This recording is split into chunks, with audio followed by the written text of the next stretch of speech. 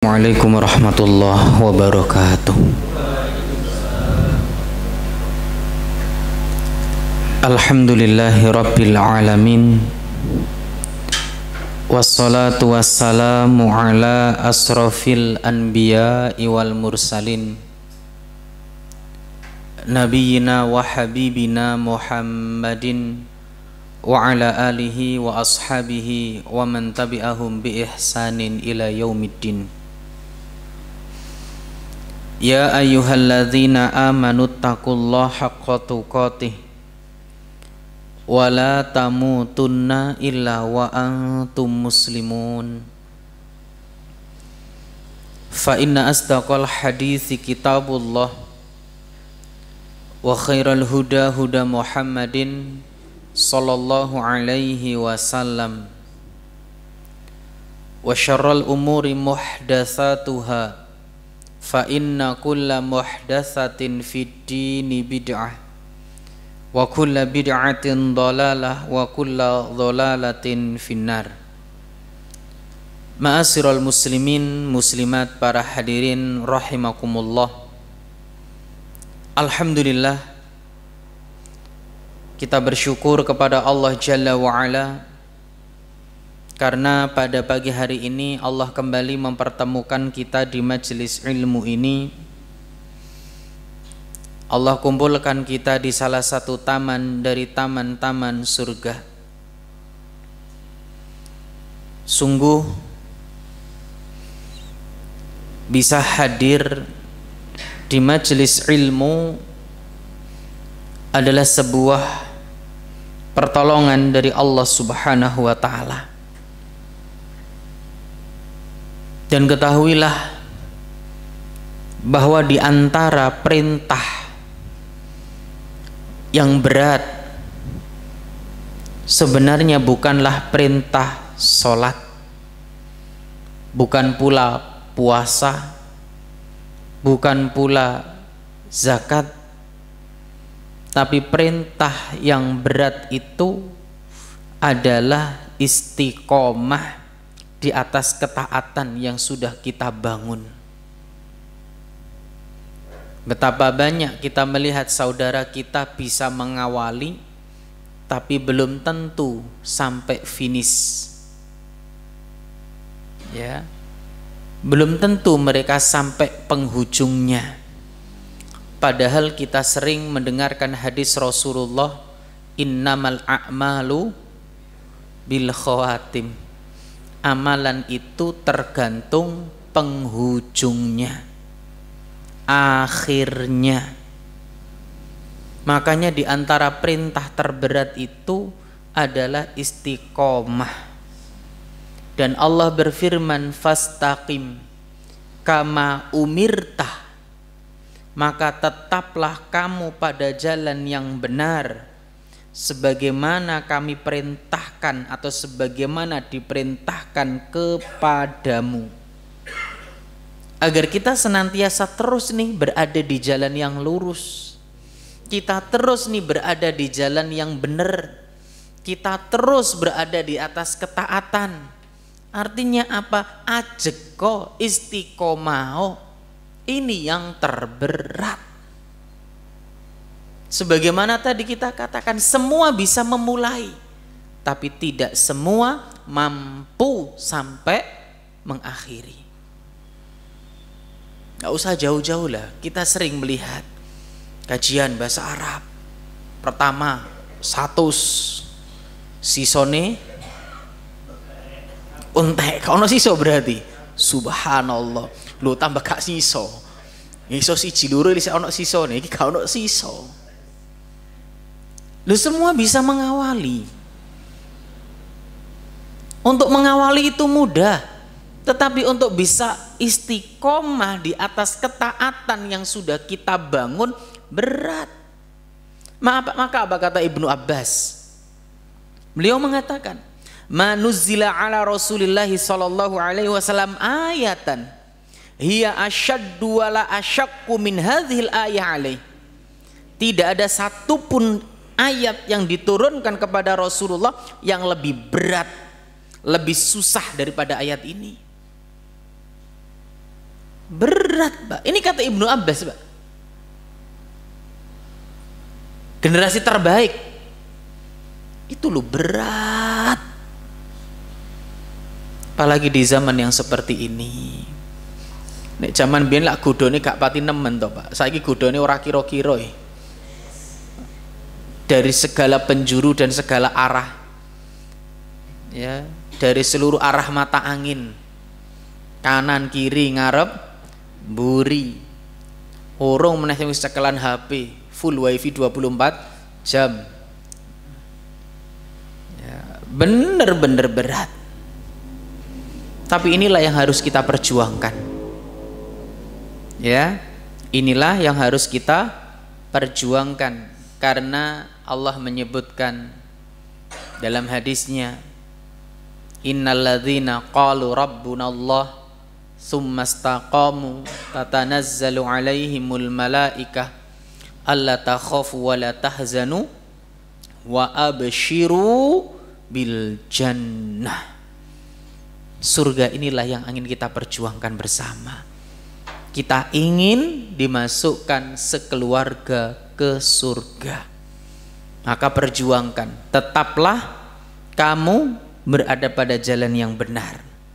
Tetaplah kamu dalam ketaatan kepada Allah. Berat ora ono ceritane jalan menuju surga itu ringan.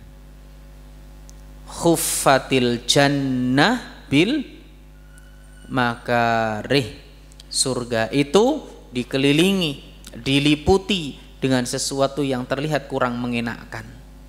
Jam sakmene iki wayahe jogging lho, Pak. Wayahe jalan-jalan, menikmati seduhan kopi, ditemani gorengan anget, Masya Allah. Slow living katane. Ya, bagi sebagian menikmati matahari terbit, nopo namanya niku? Caring. Subhanallah ya. Saya kalau ahad gini, kalau habis ini masih perjalanan ke Kepanjen, masih ada kajian nanti. Iku iso ono wong lari-lari, iso ono sing senam, Masya Allah. Yang tujuannya itu tadi, yang jenengan harus duduk di sini ya. Belum lagi sing wis sarapan mripate rada liar-liar ya toh. Lho abot, Pak. Lho awak dhewe tapi dikongkon sing iki, Pak. Fastaqim kama umir. Tetaplah kamu pada jalan yang bener sing wis bener, aja sampai menggak-menggok. Iki jalane jenengan wis bener. Terusno ngono lho, Pak, perintahe. Itu surat Hud ayat 112 tadi ya. Lho niki perintah Allah, fastaqim kama umirta. Tetap kamu di jalan ini, ojo menggak-menggok, ojo mandek. Tetapi nggih wau, Pak, abot. Ngoten nggih. Wong awak dhewe sing wis biasa teko ayat teko neh ya aduh. Iki wayah ngene. Angine ora pati pas iki, nyalano angin malahan. Ya Allah. Berat, Pak, berat saestu. Maka minta pertolongan kepada Allah agar kita senantiasa berada di jalan yang sudah benar ini, Pak. Yang berada di jalan yang lurus ini. Jangan sampai berhenti. Paksakan diri kita. Makanya kami ingatkan pada pertemuan yang lalu, kalau bisa ngaji baca keluarga, saling ingatkan nanti. Saling menguatkan. Ya, saling menguatkan. Enggak saling menguatkan, mandek-mandek suwi-suwi. Subhanallah. Ibu bapak yang berbahagia, tak lupa sholawat serta salam kita haturkan pada Nabi kita, Nabi Agung, baginda Rasulullah Sallallahu Alaihi Wasallam. Ibu, bapak, fa insyaallah di kesempatan yang berbahagia ini, di kesempatan ini kita akan melanjutkan pembahasan kita. Di antaranya adalah jadikan tidurmu menjadi berpahala dan berkualitas. Ibu, bapak yang berbahagia, agama kita itu telah sempurna. Agama kita telah sempurna. Ya. Bahkan kata Rasulullah dalam hadis sahih diriwayatkan oleh Imam At-Tabrani, "Ma baqiya syai'un yuqarribu minal jannah wa yuba'idu minan nar illa wa qad buyyina lakum." tidaklah tersisa sesuatu apapun yang bisa mendekatkan ke surga, yang menjauhkan dari api neraka, illa wa qad buyyina lakum, kecuali semua telah dijelaskan oleh baginda Rasulullah kepadamu. Baik urusan ibadah ataupun apapun. Bahkan seekor burung yang mengepakkan sayapnya di angkasa pun Rasul telah mengajarkan ilmunya.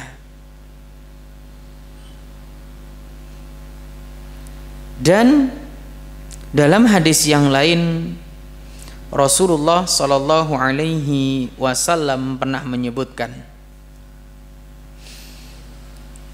innahu lam yakun nabiyyun qabli illa kana haqqan alaihi an yadulla ummatahu ala khairin. Sesungguhnya tidak ada seorang nabi pun sebelumku melainkan wajib baginya menunjukkan kebaikan, ya, ma ya'lamuhu lahum, dari yang dia ketahui kepada umatnya, wa yundirahum syarra ma ya'lamuhu lahum, dan memperingatkan keburukan yang dia tahu kepada mereka. Makanya tidaklah apa yang diperintahkan oleh Nabi melainkan ada kebaikan di dalamnya, dan tidaklah apa yang dilarang oleh Rasul melainkan ada madharat di dalamnya. Sampai sini paham ya? Tak ulangi, sungguhnya tidak ada seorang nabi pun sebelumku melainkan wajib baginya untuk menunjukkan kebaikan, memperingatkan keburukan. Maka apa yang bisa kita ambil? Tidaklah apapun yang diperintahkan oleh Nabi pasti ada apa? Kebaikan, dan tidaklah apa yang dilarang oleh Nabi kecuali ada keburukan atau madharat di dalamnya. Gur menungso kadang-kadang dengan hawa nafsunya yang diikuti, halah titik-titik kok haram, titik-titik kok enggak oleh, mosok ngini enggak oleh, ngono ora oleh. Wong dunya kok koyok ning penjara, lah wong terai dunia iki koyok penjara bagi orang Islam. Sijnun lil mukmin, koyok-koyoke penjara ono batasan. Ini agama kita, dan ini Nabi yang mengabarkan kepada kita, apapun yang diperintahkan lakonono mesti ono manfaati, meskipun kita belum tahu saat ini. Dan apapun yang dilarang pasti ada madharatnya, meskipun kita belum tahu saat ini.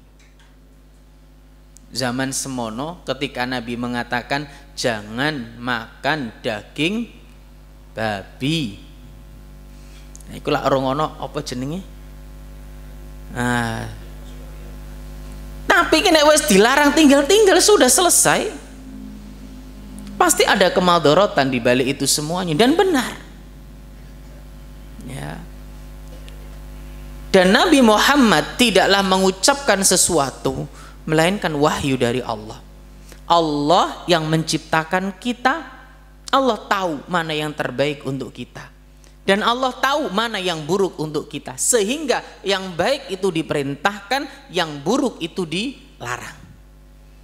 Meskipun tingkatan larangan itu ada di level makruh atau di level berikutnya yaitu haram. Makruh niku napa to? Napa? Sesuatu yang dibenci. Ini dilakoni bolak-balik.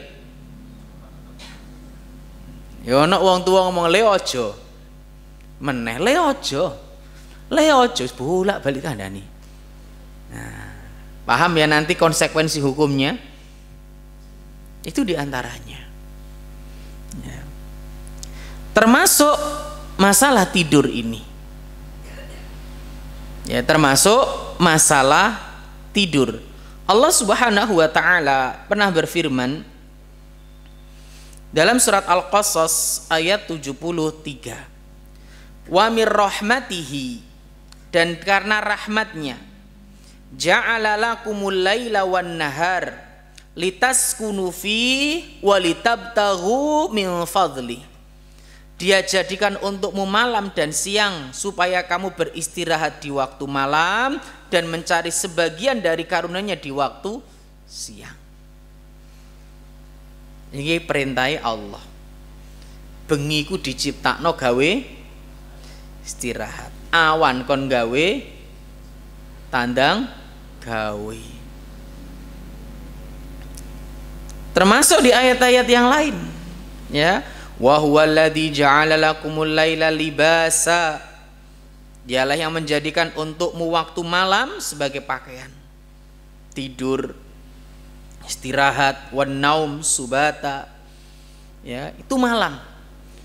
Untuk pakaian kita yang menutup diri kita, karena wong nek bengi gak klambi lho ora ono ngerti. Pokok gak dilamponi lho ya. Ya, tidur untuk istirahat itu waktu malam. Maka sejatinya bagaimana aturan adab yang diajarkan Rasulullah Sallallahu Alaihi Wasallam terkait masalah tidur ini, sehingga nantinya kita mendapatkan manfaat baik dari sisi dunia ataupun sisi pahala. Karena sejatinya ketika kita mengamalkan apa yang diajarkan oleh Nabi secara tidak langsung, kita menghidupkan sunnahnya Rasulullah Sallallahu Alaihi Wasallam. Dan agama kita telah sempurna tadi kita katakan. Kok masalah turu, Pak? Masalah buang hajat sudah diajarkan. Dan disebutkan di antara hal yang perlu diperhatikan, adab-adab yang hendaknya diperhatikan bagi orang yang akan tidur. Pertama, kata para ulama, tidak mengakhirkan tidur, ya, tidak mengakhirkan tidur malam selepas sholat isya. Artinya nopo iki? Kondang turu. Konture kok angel to. Lho saya konture kok angel to. Ono sing pengen turu lho ora iso turu.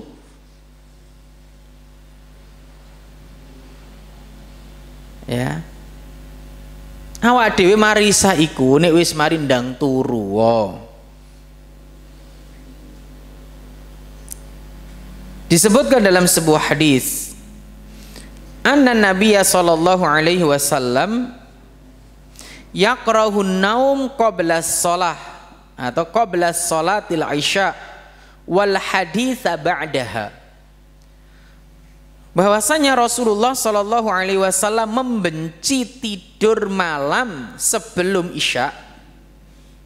Membenci, berarti apa ini hukumnya? Enggak senang Rasul. Dan Rasul juga benci dengan apa? Perbincangan yang tidak bermanfaat setelahnya. Ngobrol ngitan ngulon ngalor ngidul gak ono jruntrunge, manfaate ra enek. Turu. Imam Ibnu Battal beliau menjelaskan, disebutkan dalam syarah Sahih Bukhari, Nabi tidak suka begadang setelah sholat isya karena beliau sangat ingin melaksanakan sholat malam. Jadi salah satu alasan faktor kenapa awak diundang turu agar nanti bisa menghidupkan sepertiga malam. Karena salah satu karakter orang-orang yang beriman itu, ya, tatajafa junubuhum anil madaji', lambung-lambung mereka jauh dari apa? Tempat tidurnya. Ya. Itu mereka. Nabi itu tidak suka begadang setelah sholat isya karena beliau sangat ingin melaksanakan sholat malam. Khawatir jika sampai luput dari sholat subuh berjamaah pula. Dan Umar bin Khattab dikenal dengan apa? Ketegasannya, bukan keras, tegas. dikenal dengan ketegasannya, sampai pernah mukul orang yang sedang begadang setelah sholat isya. Apa kata beliau? Apakah kalian sekarang senang begadang di malam hari, nanti di akhir malam tidur terlelap? Saiki lak ngono gak arek enom-noman, Pak. Obrol wayah subuh isek turu, akhirnya subuh dijamak karo subuh. Subuh dijamak karo duha. Saking kawanan nih. Dan itu banyak.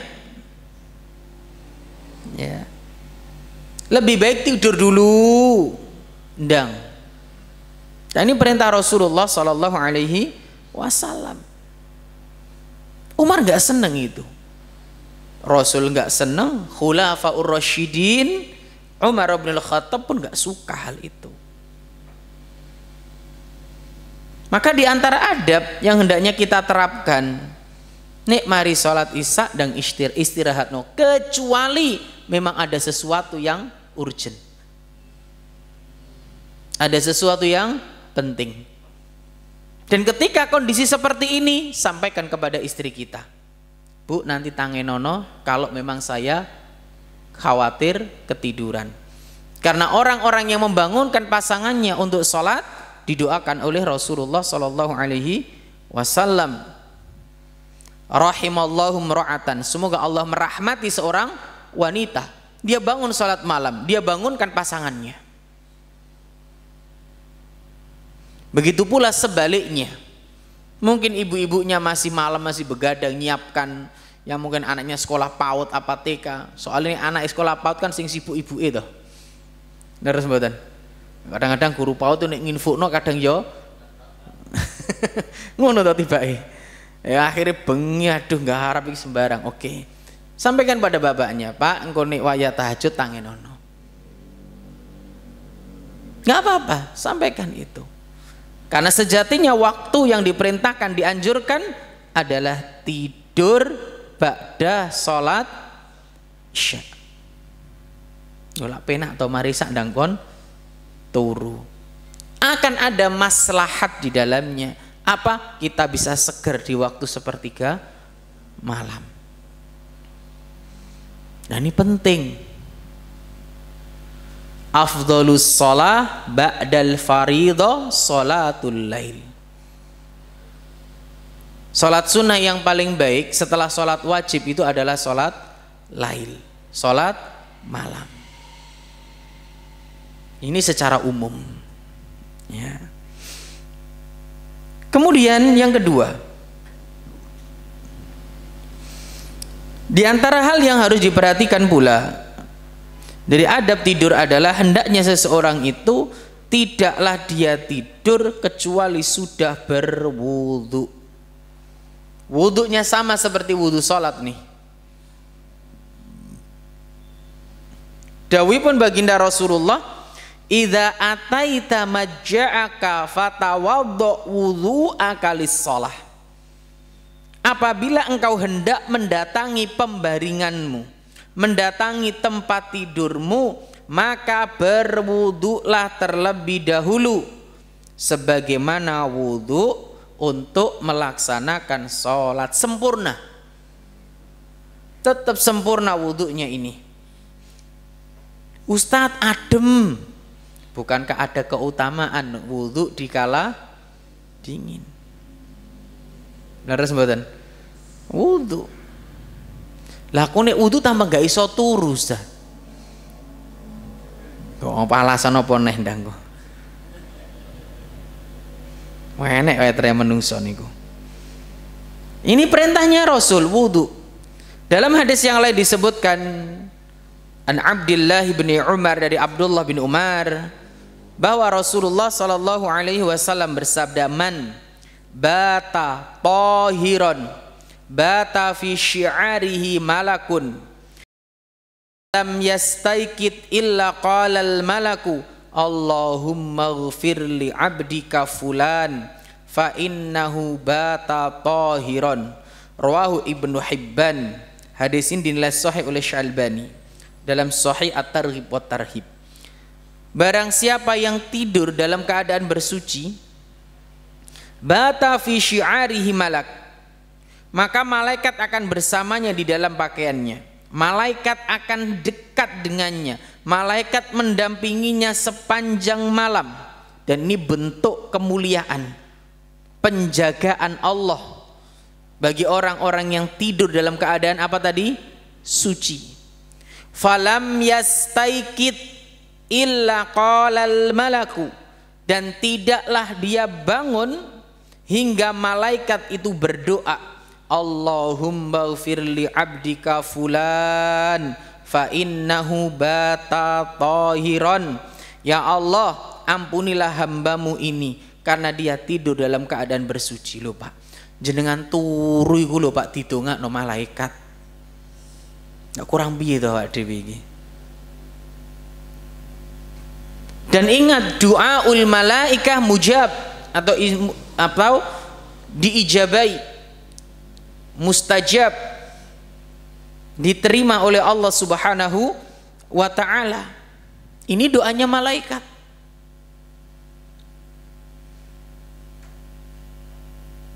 Dalam hadis yang lain pun disampaikan perkara-perkara demikian, dan Al-Hafidz Ibnu Hajar menjelaskan beberapa manfaat wudu sebelum tidur. Kata Ibnu Hajar, disebutkan dalam Fathul Bari, walahu fawaid, ada banyak manfaat, minha an yabita ala taharatin li'alla yabghatahul maut fayakuna ala hayatin kamilah.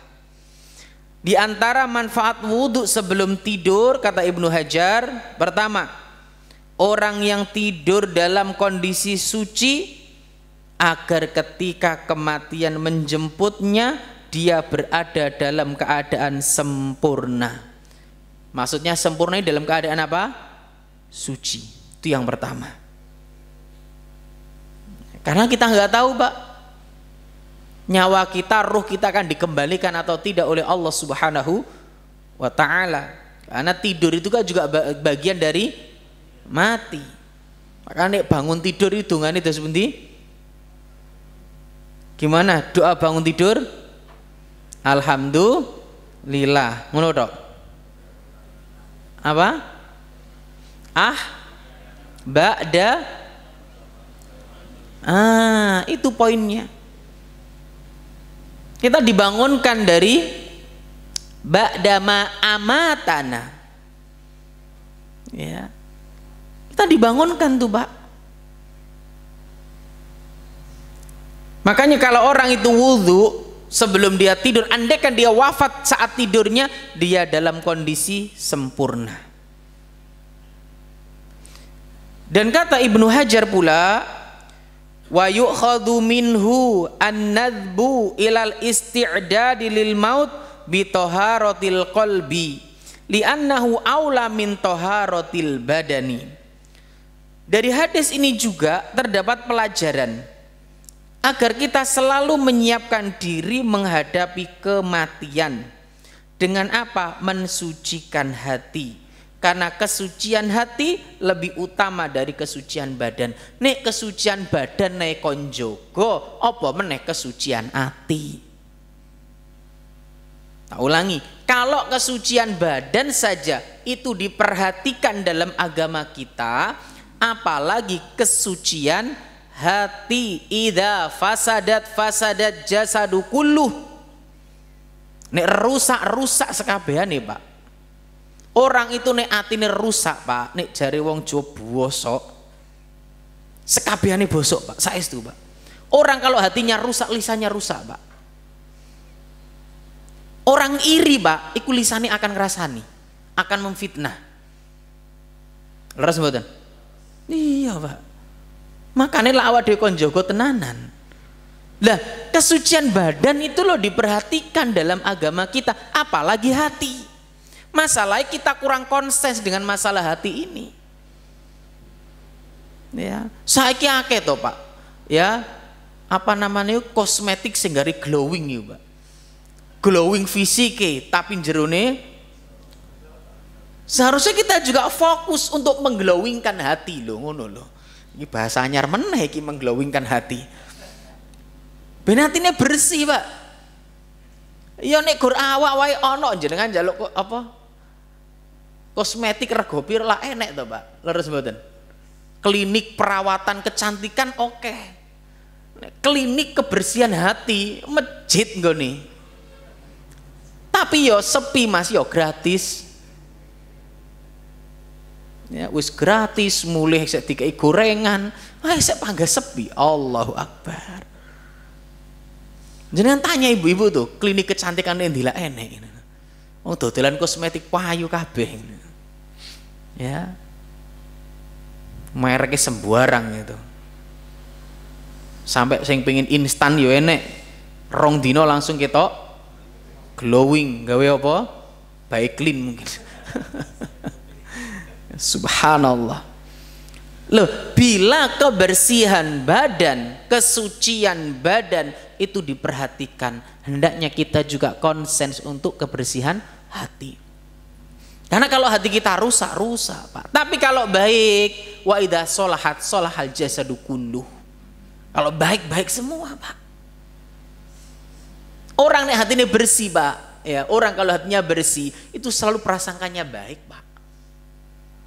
Gak gampang loro hati, gak gampang muring-muring, gitu kan? Gak gampang meledak-ledak ya. Subhanallah. Tapi yo angel. Ya, tapi yo angel. Ini diantara faidah kata Ibnu Hajar. Jadi sekarang saya lihat kata beliau li'annahu aula min taharatil badan. Karena kata beliau ya, kesucian hati lebih diutamakan dari kesucian badan. Lah kita mawon perhatian dalam masalah kesucian badan, hendaknya juga perhatian dalam kesucian hati. Termasuk zaman sekarang ibu-ibu yang sangat konsens dengan kebersihan apa? Perawatan badan, hendaknya perawatan hati juga lebih diutamakan.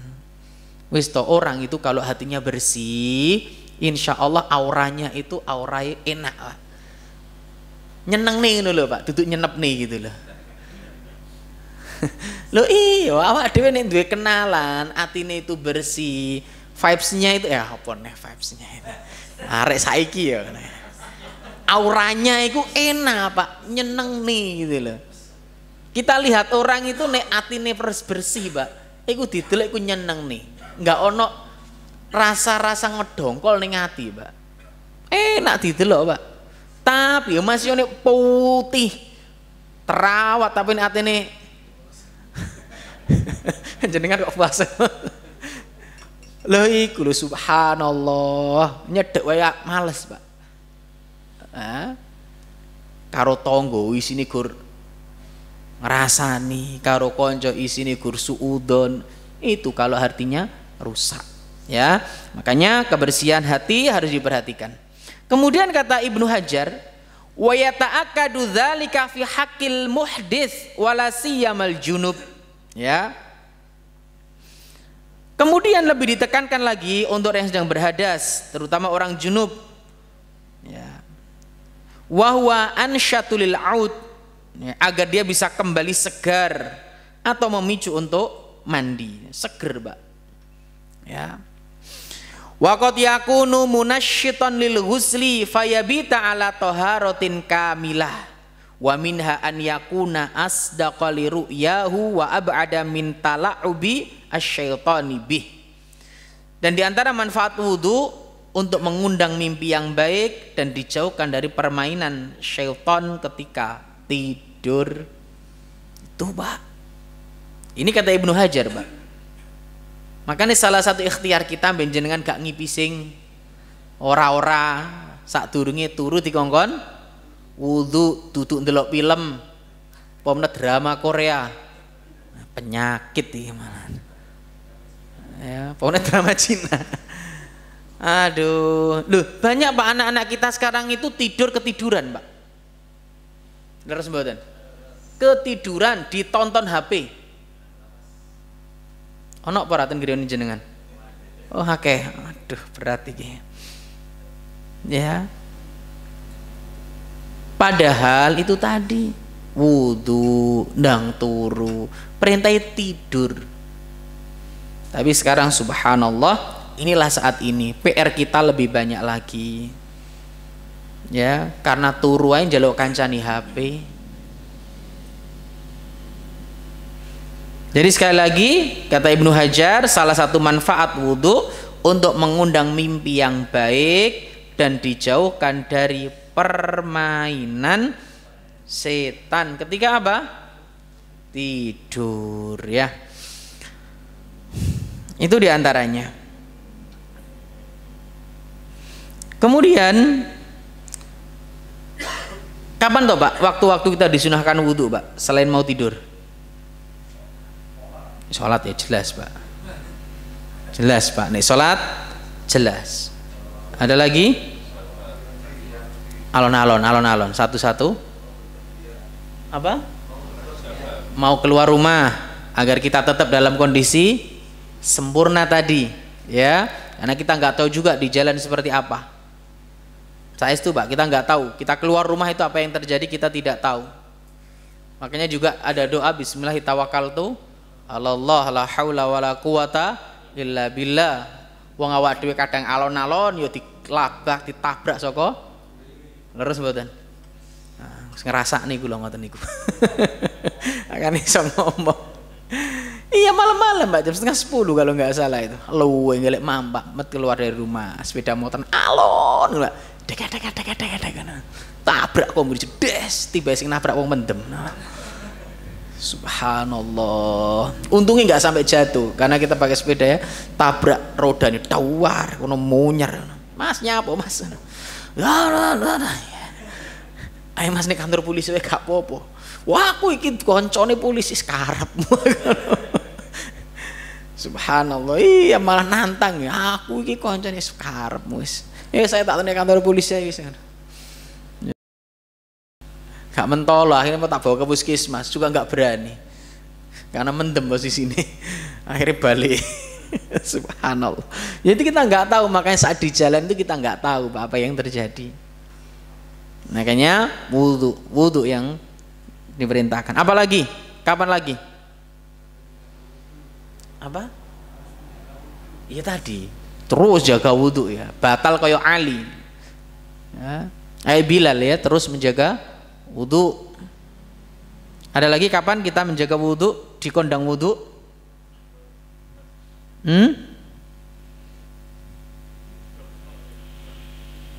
Sebelum mandi besar.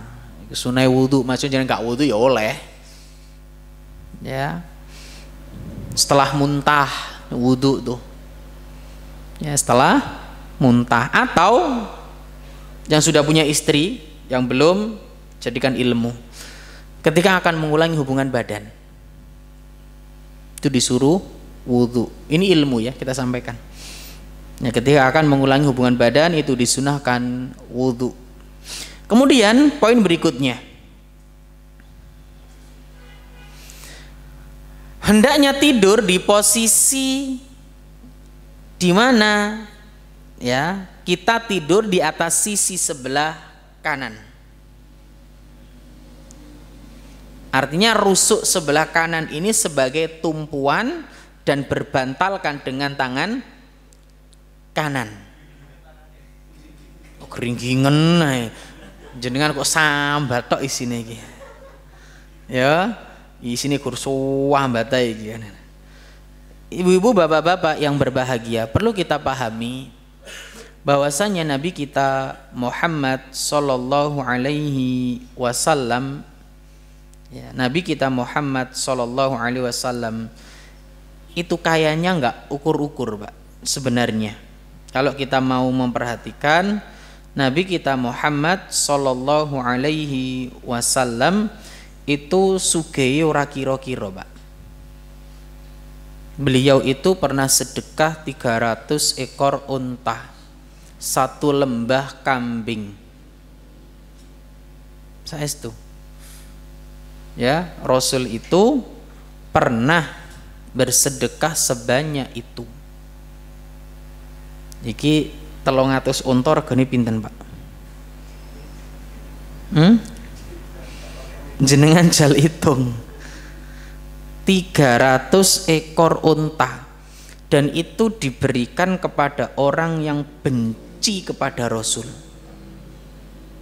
Ada orang benci naudzubillah kepada Rasulullah sallallahu alaihi wasallam, gak seneng pol, wis tak kurang piye. Ya.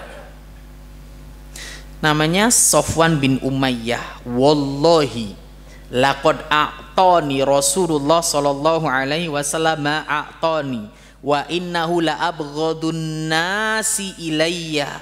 Demi Allah, ya. Ini Sofwan bin Umayyah berkata, demi Allah, Rasul telah memberikan kepadaku apa yang dia berikan, padahal ia adalah orang yang paling aku benci. Dan Rasul tadi, ya, memberikan 100 ekor unta tambah 100 ekor unta tambah 100 ekor unta. Karena kebaikannya Rasulullah, akhirnya apa? Fama bariha yu'tini hatta innahu la ahabbun nasi ilai. Ya. Nabi terus memberikan kepadaku hingga akhirnya Nabi adalah orang yang paling aku cintai. Benar bila memberi hadiah itu bisa menyebabkan cinta. Itu diantaranya. Tapi Rasulullah sallallahu alaihi wasallam iku turune gur ning kene napa? Anyaman. Makanya gak heran kalau Rasul itu berbantalkan dengan apa tadi? Nah, jenengan sambat ndang. Ngomong apa? Lu aku kan duduk nabi tat lah ngono kok alasane. Nah, kula sanes nabi tat. Ibnu Abbas menyebutkan tuh, dakhala Umar bin Al-Khattab radhiyallahu anhu ala Nabi sallallahu alaihi wasallam wa huwa hasirin qad athara fi janbih. Umar bin Khattab pernah datang ketika beliau sedang tidur di atas tikar yang membuat bekas pada kulit beliau di bagian sisi. Lu ono ketok napa nih? Bekas ngecapi. Nah jenenge ono spring bed lah gak ketok to. Leres mboten? Ngono kok njaluk tahajud suwi. Ayo turun tambah bablas iki. Lah makane kan generasi dulu iku nek wis umur 40 turune ning persolatan. Generasi biyen lho Pak. Jenengan kan duduk generasi biyen, generasi lagi winginane kan itu. Generasi old, para sahabat, para tabi'in niku kalau wis umur 40 tidurnya di persolatan. Kalau punya tiket just mulai dilipat kayak didekne. Dan mereka sholatnya tidurnya di persolatan. Ben enggak terlalu berlama-lama dalam tidur. Seharusnya sing kasure empuk iku sing sek enom. Sing tuwot kasure atos ben turune ora balunge loro. Soale hitung-hitungan jatah ngono nek sepuh iku wis ora apa? Iku mau masalahe. Balunge kan balung masih loro gak suwi kan loro nih. Ngono lho hitungane. Jadi fokusnya napa? Ibadah. Kan gitu fokusnya itu. Makanya kadang-kadang kita itu kehilangan arah. Karena beda Pak, generasi dulu yang bener-bener fokusnya itu di akhirat di usia 40 naik. Lah kita kan 40 ki wis sek enom Ustaz 40 Ustaz. Mosok 40 sepuh gak terima koyoke. Ya Allah. Ya. Jadi tidurnya Rasulullah itu ya seperti ini, sederhana Mas Yosugi, ya itu Rasul, ya itu Rasul Sallallahu Alaihi Wasallam. Jadi Rasul itu tidur di sisi apa tadi? Yang dijadikan bantalan itu apa tadi? Tumpuan rusuk kanan sebelah, dan menjadikan tangan kanan sebagai. Hal ini berdasarkan hadis Rasulullah, ittaji' ala syakkikal aiman, berbaringlah di atas rusuk sebelah kananmu. Ya, itu dawuh baginda Rasulullah. Rasul juga bersabda, idza ataita majja'aka fatawaddu wudu'aka lis-shalah thumma taji' ala shikkikal aiman. Kata Rasul, apabila kalian mendatangi tempat tidur, wudhulah sebagaimana wudhumu sholat. Ya. Kemudian berbaring miringlah ke sisi kanan. Kemudian ucapkanlah doa, Allahumma aslamtu wajhi ilaik wa fawwadtu amri ilaik wa alja'tu dhahri ilaik raghbatan wa rahbatan ilaik la malja'a wa la manja minka illa ilaik. Allahumma amantu bi kitabik alladzi anzalta wa bi nabiyyika alladzi arsalta. Hafal nggih? Hafal? Hafal napa belum? Insyaallah belum. Ngono lho. Loh, keutamaan nih Pak, kalau jenengan tidur di sebelah kanan, wudu, baca doa ini, fa in mutta min lailatika fa anta 'alal fitrah. Jika kamu meninggal dalam kondisi itu di malam itu, kamu mati dalam keadaan fitrah. Ya. Waj'alhunna akhira ma tatakallamu bih. Jadikanlah doa itu sebagai kalimat terakhir yang mengucapkan sebelum tidur. Tuh Ustaz, iso rasi tuh turu aku. Duh, tapi iki ajaran Nabi kita Muhammad sallallahu alaihi wasallam. Yo minimal tadi wudu, berbaring sebelah kanan. Ya, sebelah kanan berbaringnya. Insyaallah. Kemudian poin berikutnya, tidak dibenarkan telungkup, atau bahasa kita apa? Baik ketika tidur malam ataupun tidur siang. Innaha taj'atun yabghaduha Allahu azza wa jalla. Sesungguhnya posisi tidur tengkurap itu adalah posisi tidur yang dibenci oleh Allah azza wa jalla. Ya, ini diantaranya. Tapi ini biasane anak-anak zaman sekarang karo nyetel laptop, karo ndelok TV, karo nyekel HP, nonton, biasa nih mengkurep mbek ndelosor. Leres mboten? Apa jenengan ngoten? Ya kadang-kadang Ustaz, enggak sering-sering, ya cuma ben bengi ngono. Ya. Tidak dibenarkan tuh untuk mengkurep seperti itu. Ya tapi ya jenenge menungso, karena dikandani ngene ya. Pisan-pisan tat lepu enake.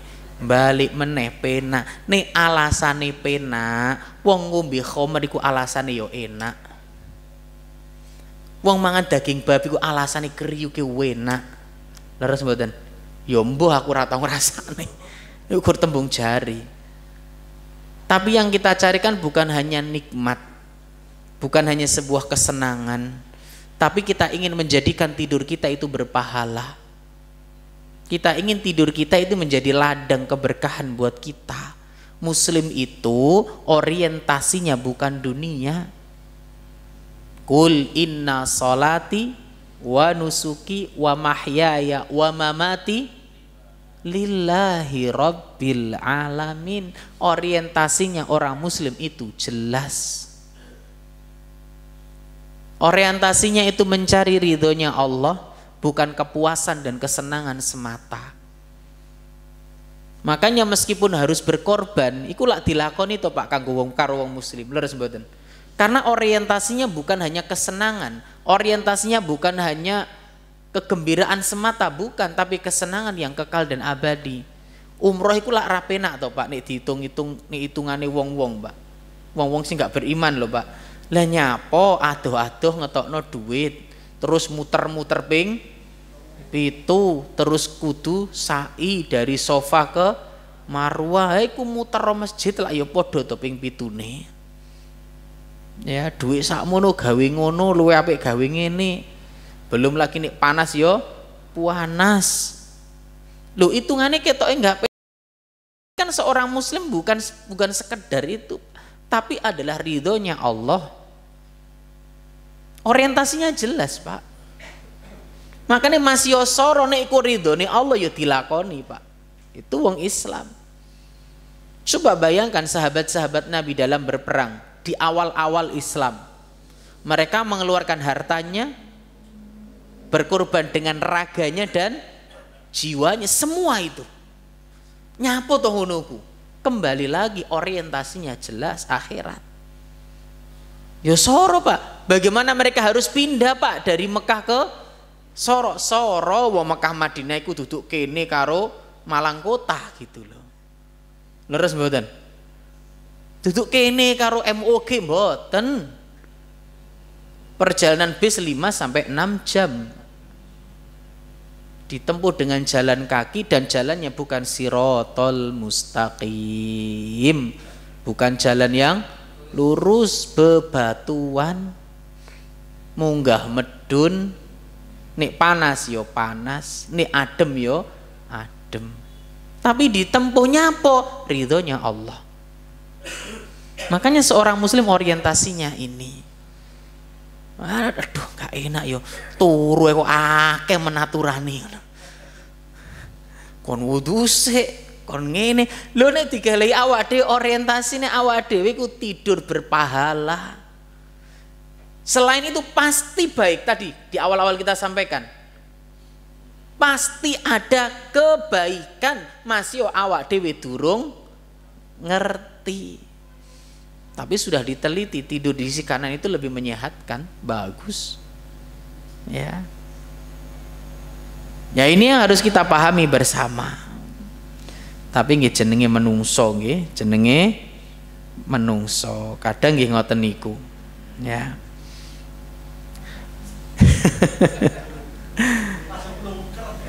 Kesuwen tata.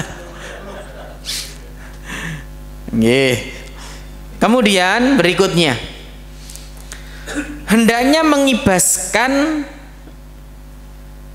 kalau sekarang jenengan di spring bed, ya berarti mengibaskan apa nih? Duduk spring bed mau kibas no piye ngangkat ngono ta. Apa yang dikibaskan? Spraynya. Dan membersihkan dari kotoran ketika akan hendak tidur. Hal ini berdasarkan hadis dari Rasulullah sallallahu alaihi wasallam, "Idza jaa ahadukum ila firashihi falyakhud dakhilata izarihi falyanfud biha firashahu wal yusammillah fa innahu la ya'lamu ma khalfahu ba'dah." Jika salah seorang di antara kalian akan tidur, hendaklah mengambil potongan kain dan mengibaskan tempat tidurnya dengan kain tersebut sambil mengucapkan bismillah. Kenapa? Karena dia tidak tahu apa yang terjadi sepeninggalnya tadi. Di sisi lain, kadang di tempat tidur kita nggak tahu ada sesuatu yang membahayakan kita atau tidak. Makanya disuruh ngibaskan dulu, bersihkan dulu, ya. Nek ono apa spraynya diambil dulu, dibersihkan dulu. Yang rapi lah. Tempat tidur yang bersih, yang rapi itu mempengaruhi kualitas tidur. Ojo kowemproh. Dan berdalil dengan kata tawadhu. Jangan berlindung di balik kekemproan kita dengan kata tawadhu. Ulangi ini. Sering sebagian saudara kita itu berlindung dari balik kata tawadhu untuk memubahkan kekemproannya. Ya saya itu Pak ini berlindung kok ngono tawadhu gitu Ustaz. Kita nggak mau berlebih-lebihan. Sopo nih ngomong berlebih-lebihan. Bedo antara kemproh karo tawadhu itu. Hatta di tempat tidur kita. Ya Allah, bantal pulau ini 50. Iku bantal apa-apa gitu loh. Jal alasan tawadhu ngono, ra ono ceritane. Dan lain sebagainya. Disuruh bersihkan itu sama Rasul. Ya. bersihkanlah demi kebaikan kita. Ya, dibersihkan entah dengan apa. Sekarang nggak sih ada sapu lidi ya, apa jenisnya, tebah, yes pokoknya ngono kuwi lah, bersihkan sepertinya dia itu dulu dibersihkan. Kadang nggak tahu Pak, di balik itu kadang ada apa, ya, subhanallah.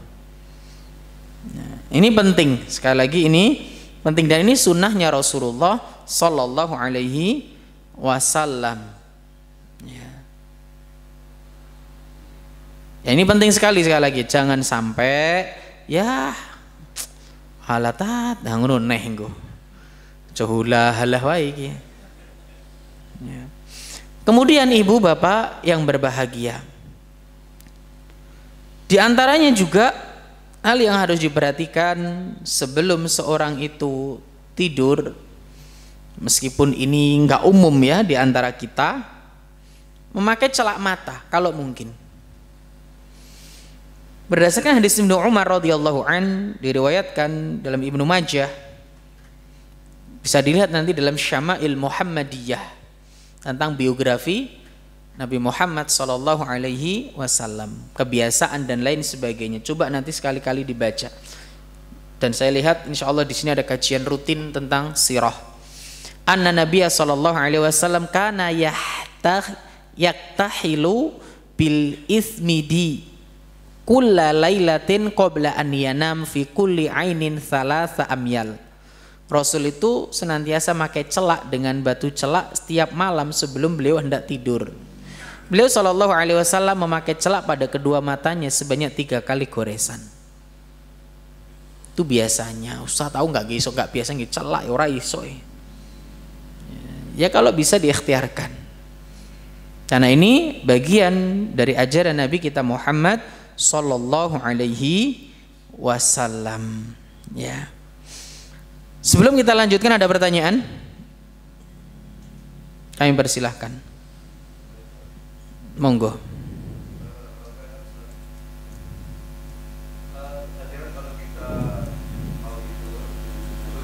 Nggih.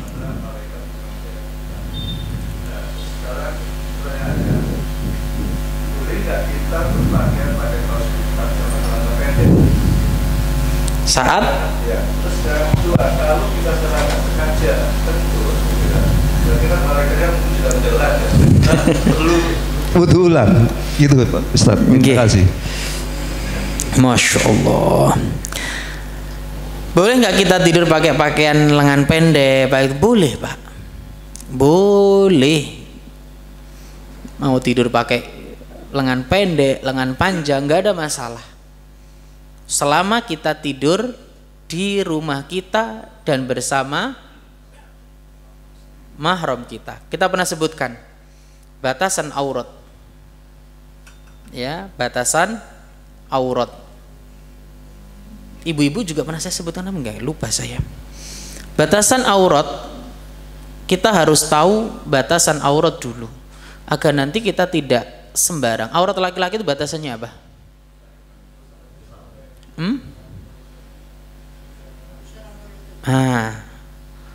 Pusar sampai lutut. Itu bagi siapa? Laki. Ibu-ibu, batasan auratnya ketika kepada suami nggak ada batasan. Ya, istri kepada suami atau sebaliknya nggak ada batasannya, los. Makanya wanita itu, istri boleh memandikan suaminya saat meninggal, begitu pula sebaliknya. Tetapi ya, atau yang boleh memandikan wanita itu adalah wanita, dan itu ada batasannya, aurat besar. Ada namanya aurat besar. Meskipun mahram, contoh anak perempuan dengan bapaknya mahram bukan? Tak ulangi, anak dengan bapak mahram bukan? Tapi mahram ini ada batasan, Mbak. Kata para ulama, sekedar anggota wudhu, Pak. Masih anak wedok itu yang boleh terlihat anggota wudhu. Yo sikile, yo tangane, yo ini nih boleh.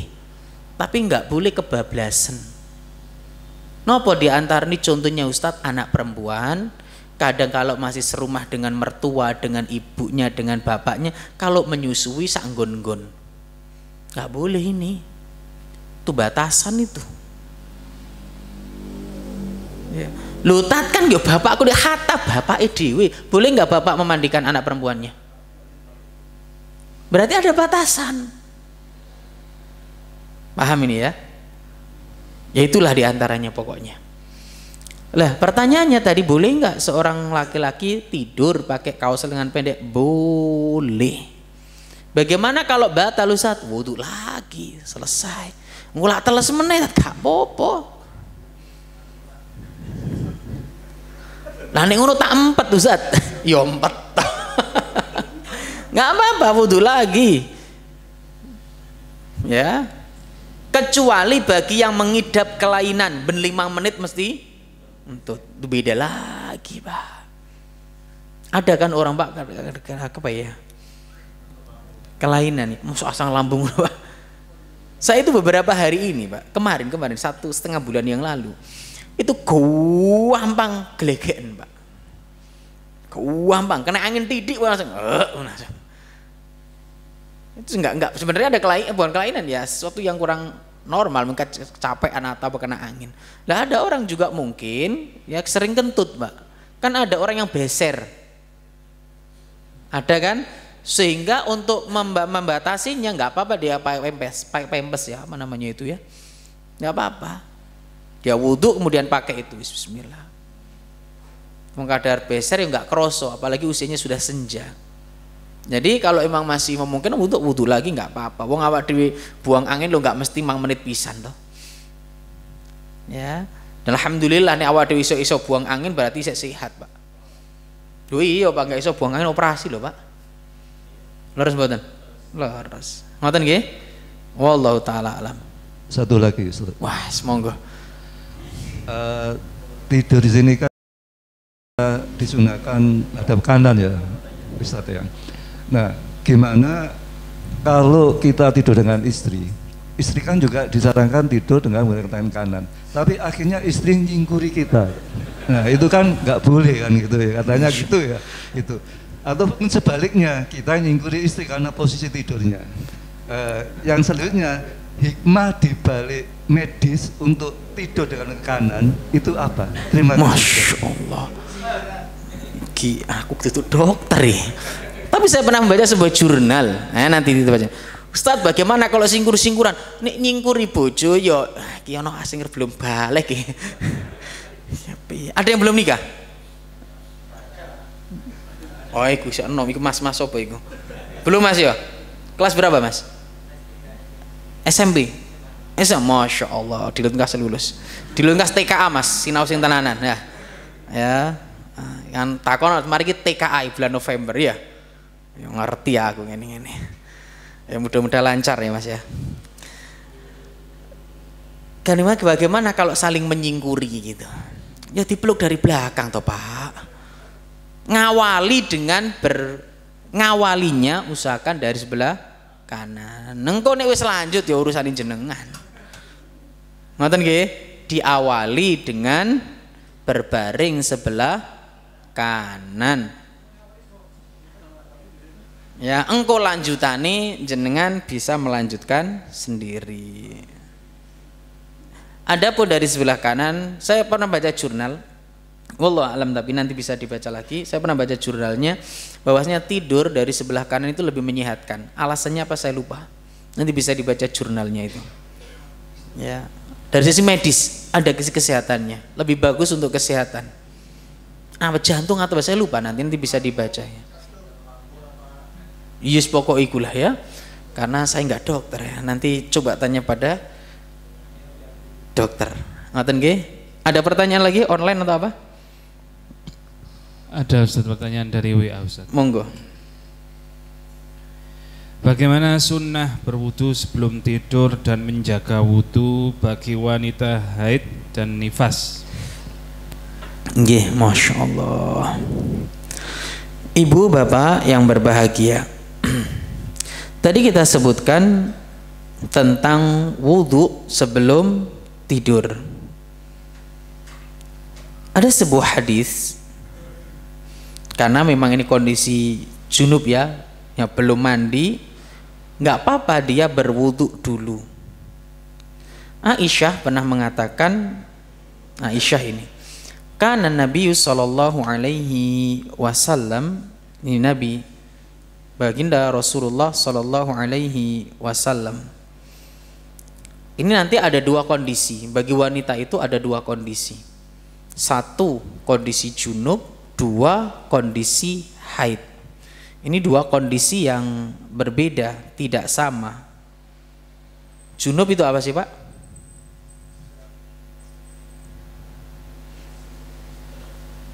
Ada junub, ada haid. Haid keluarnya darah kotor. Adapun junub tadi apa? Nah, bagi orang yang haid, bagi orang yang junub dulu, sejatinya wudhu hanya untuk meringankan. Kan orang tadi sunnahnya habis berhubungan badan, seandainya mau itu kan disunahkan untuk wudhu, hanya untuk meringankan dan untuk menyegarkan badan, Pak. Karena Nabi SAW idza arada an yanam wa huwa junubun ghassala farjahu wa tawaddu lis-shalah. Nabi itu biasa jika dalam keadaan junub, maka beliau mencuci kemaluannya lalu berwudu sebagaimana wudu untuk sholat. Ya. Dalam hadis yang lain, Aisyah pernah ditanya oleh Abdullah bin Abu Qais, kaifa kana yasna'u fil janabah, akana yaghtasilu qabla an yanam am yanamu qabla an yaghtasil. Bagaimana Rasulullah jika dalam keadaan junub, apakah beliau mandi sebelum tidur ataukah tidur sebelum mandi? Qalat kullu dzalika qad kana yaf'alu rubbama igtasala fanama wa rubbama tawadda fanama. Semua pernah dilakukan Rasul. Rasul ya kadang mandi sebelum tidur, juga pernah tidur sebelum mandi. Ini bagi bapak-bapak dan ibu-ibu. Kadang beliau mandi lalu tidur, kadang pula beliau wudhu terus tidur. Ini perkara lapang. Jadi bagi orang yang berhubungan badan dengan pasangannya, seandainya beliau mau mandi terus tidur boleh, wudhu terus tidur juga boleh. Atau kalau tadi mau melanjutkan, wudhu dulu. Tuh sunnahnya bagi yang junub.